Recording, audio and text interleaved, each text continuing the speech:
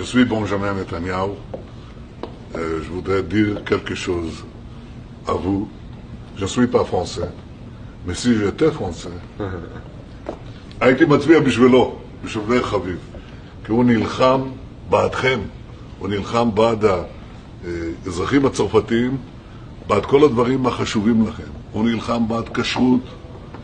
שחיטה הצלחנו את זה. שחיטה הצלחת. On a réussi. On a réussi. On a anticipé. Tu as réussi. Ensemble, tu as parlé au président Hollande à l'époque, on l'a fait ensemble. הוא היה איתי, הוא תמיד ליווה אותי אצל נשיאי צרפת.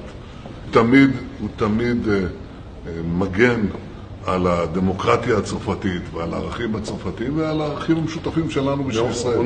On a les mêmes valeurs. C'est les mêmes valeurs. Défendre Israël, défendre la France, c'est pareil. Exactement. ואת הדברים האלה הוא הביע גם בביקורים שהוא ליווה אותי לנשיאי צרפת, לפרנסואה הולנד ולניקולה סרקוזי, וכמובן גם לעמנואל מקרון. ואני חייב להגיד לכם שהוא עושה את זה בכישרון רב. הוא דואג, באמת, דואג לברית הגדולה בין צרפת וישראל, והוא דואג, הוא לא רק דואג, הוא לוחם. הוא לוחם, איך אומרים לוחם? combat ממש. aussi, je veux... ואני חושב שחשוב לכם, ולא רק כאן בישראל, אלא גם ביוון ובטורקיה ובאיטליה, שיהיה לכם לוחם כזה שמייצג את הערכים המשותפים של כולנו, ואני מאוד מאוד ממליץ לכם להצביע בשביל מאיר. עכשיו יש גם שבועות, שמעתי שיש בעיה בשבועות. נכון. אז אני מציע לאנשים, יכולים להצביע. דרך אינטרנט. דרך האינטרנט. אז תצביעו, לא בשבילו, תצביעו בשבילכם. למאיר חביב. מאיר חביב זה למאיר. Et dis-moi, toi, quand tu reviens? Prochain. Bientôt? On t'attend. Bientôt. Merci. Toda.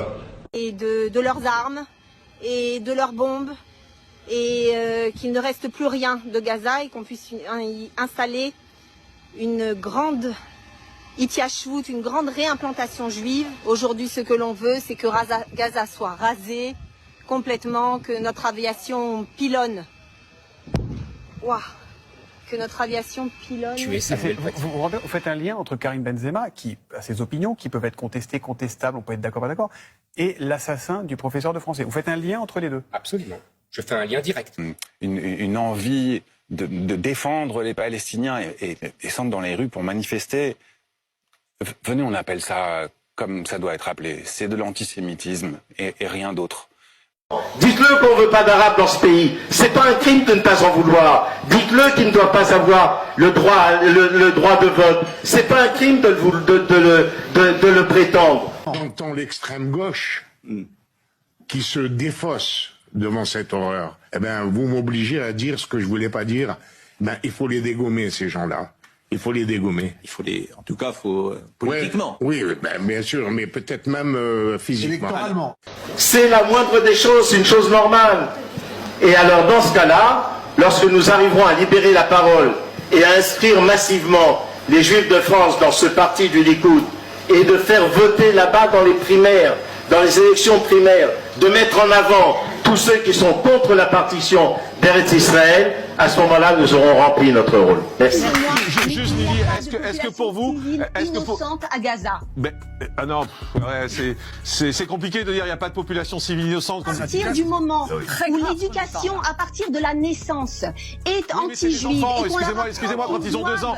Non, je suis désolé, Lily, c'est pas audible. Excusez-moi. Franchement, on peut entendre beaucoup de choses, mais c'est pas audible de dire c'est justifié de tuer des enfants qui ont... Il faut absolument pas qu'ils s'installent dans le désert du Sinaï. Ça, ce serait vraiment une catastrophe sécuritaire pour tout le monde, pour l'Égypte et pour Israël. Il en est évidemment. Alors, qu'est-ce qu'on fait? Nous parlons de les installer en Égypte même, donc à l'ouest du canal de Suez, et en fait de la transformer cette population en une partie de la population égyptienne de manière entière, c'est-à-dire les intégrer complètement. Question, je l'ai posée souvent, ça a été parfois mal compris. Est-ce qu'il y a une forme d'islam qui est compatible avec la République? Il y en a une. Je veux encore le croire. Parce que si c'est non... C'était l'islam de Abdelwahed. Si la réponse est non à cette question, ça veut dire qu'il y a 4 à 5 millions de Français musulmans qui n'ont pas la place chez nous. Et on peut pas dire non. Et on peut pas l'accepter. Ouais. Et fait dresser le drapeau israélien sur la façade de la mairie de Nice, et nous ne le descendrons que le jour où nous aurons gagné la guerre. Vous comprenez l'attachement des Juifs, des Juifs français, des Juifs de France à cette radio, à leur radio?